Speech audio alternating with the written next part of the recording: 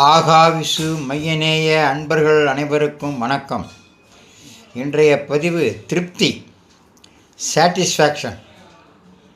ஒரு மரத்தினடியில் ஒரு துறவி தினசரி உட்கார்ந்து தவம் செய்து கொண்டிருந்தார். அவருடைய தவத்திற்கு மெச்சி தினமும் கடவுள் அவருக்கு நேரில் தோன்றி அவருக்கு வேண்டியதையெல்லாம் வரமாக கொடுத்து கொண்டிருந்தார். இதை அந்த மரம் பார்த்து கொண்டே இருந்தது. அந்த மரத்திற்கு ஒரு ஏக்கம் என்னவென்றால், அந்த மரம் நிறைய பூக்கள் பூக்குகின்ற சமயத்தில் நிறைய பூக்கள் எல்லாம் கீழே விழுந்து விடுகிறது. ஒரு சில பூக்கள் மட்டும்தான் காயாகவும் கனியாகவும் மாறுகிறது. அதனால் அந்த மரத்திற்கு ஒரு ஏக்கம் அந்த துறவியிடம், துறவியே, நீங்கள் கடவுளிடம் எனக்காக ஒரு வரம் கேளுங்கள். என் மரத்தில் பூக்கின்ற பூக்களெல்லாம் கீழே விழுகிறது, அது எதுவும் விழக்கூடாது. மரத்திலேயே இருந்து எல்லாம் காயாகவும் கனியாகவும் மாற வேண்டும் என்றது.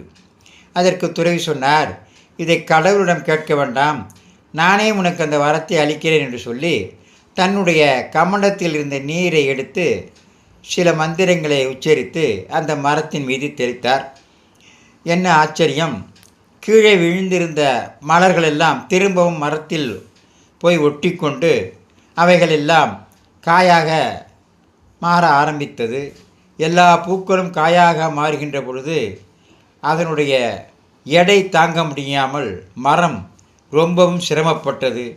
ஆகா, இவ்வளவு காய்களையும் நம்மால் தாங்க முடியவில்லையே, எம் உடம்பு ரொம்ப வலிக்கிறதே என்று மரம் வருந்தி அந்த துறவியிடம், ஐயா துறவி, திரும்பவும் என்னை பழையபடியே ஆக்கிவிடுங்கள், எல்லா காய்களையும் என்னால் சுமக்க முடியவில்லை என்றது. துறவியும் கமண்டத்தில் இருந்த நீரை எடுத்து சில மந்திரங்களை சொல்லி அந்த நீரை மரத்தின் மீது தெளித்தார். மரத்தில் முதலில் கீழே விழுந்து ஒட்டி கொண்ட மலர்கள் எல்லாம் திரும்பவும் தரையில் விழுந்தன. இப்பொழுது மரம் கொஞ்சம் லேசாக ஆனது.